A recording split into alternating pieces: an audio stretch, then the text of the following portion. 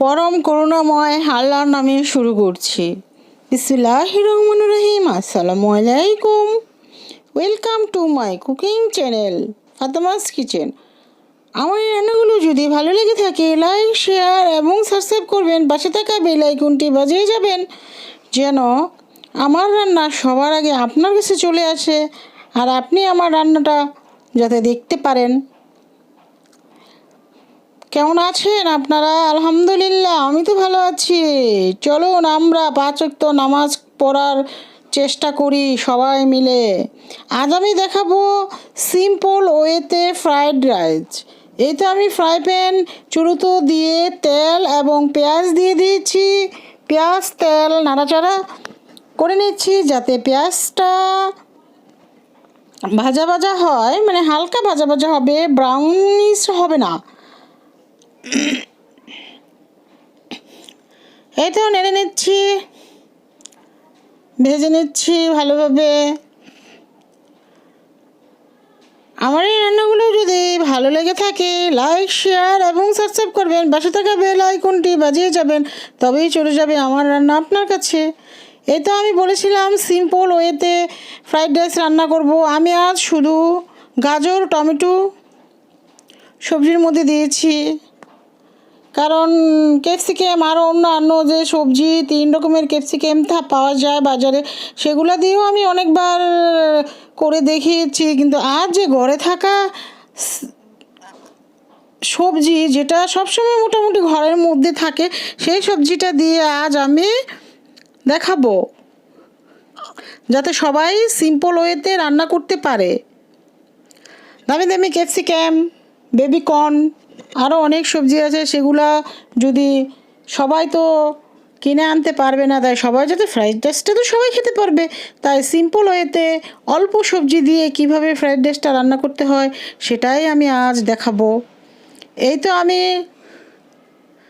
সবজিগুলো দিয়ে দেওয়ার পরে সাইড করে ডিমটা ফেটে, 2টো ডিম ফেটে ভেজে নিচ্ছি সবজির সাথে একসাথে। দিলে ডিমটা আমার কাছে দেখতে ভালো লাগে না, আলাদাভাবে ভেজে নিলে ডিমটা সুন্দর হয়, ঝুরঝুরে হয়।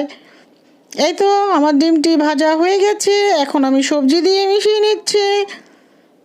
দেখুন, আমি অল্প পরিমাণে সবজি দিলেও কিন্তু দেখতে কালারফুল লাগছে।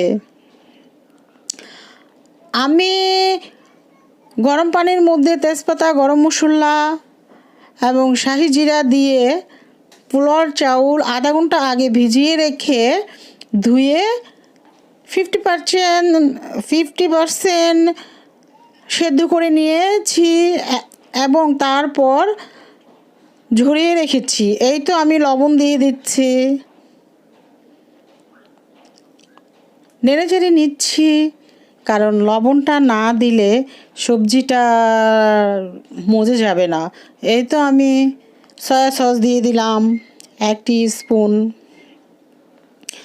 এই তো আমার সেই হাফ সিদ্ধ ঝরানো চাউল রাইস যেটাই বলেন ঢেলে দিচ্ছি আস্তে আস্তে।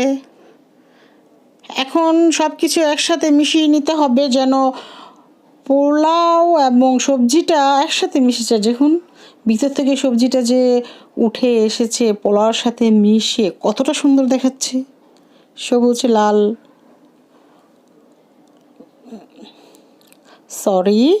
কমলা, সবুজ কাঁচামরিচ, লাল টমেটো, একটু কালারফুল লাগছে, দেখতে ভালো লাগছে। তবে সত্যিই কিন্তু ফ্রাইড রাইসটা মজা হয়েছে, আমার কাছে মজা হয়েছে। আমি ফ্রাইড রাইসটি বাটারি চিকেন দিয়ে খেয়েছি। সে বাটারি চিকেনটা অন্য একদিন আমি আমার চ্যানেলে দেব। এই তো আমি আরেকটি ডিম ফেটে ভেজে নিয়ে উপর থেকে দিয়ে দিয়েছি। যেহেতু আমার সবজি কম, তাই আমি আরেকটি ডিম দিয়ে নিয়েছি। এবং মটর সিম আমি শুকিয়ে রেখেছিলাম, পানিতে আধা ঘন্টা আগে ভিজিয়ে রেখেছি। দেখুন একদম তরতাজা হয়ে গেছে, সেটাই আমি পানি থেকে উঠিয়ে এখানে দিয়ে দিয়েছি। দেখতে পাচ্ছেন, এই তো একটু একটু করে দিয়ে নিচ্ছি।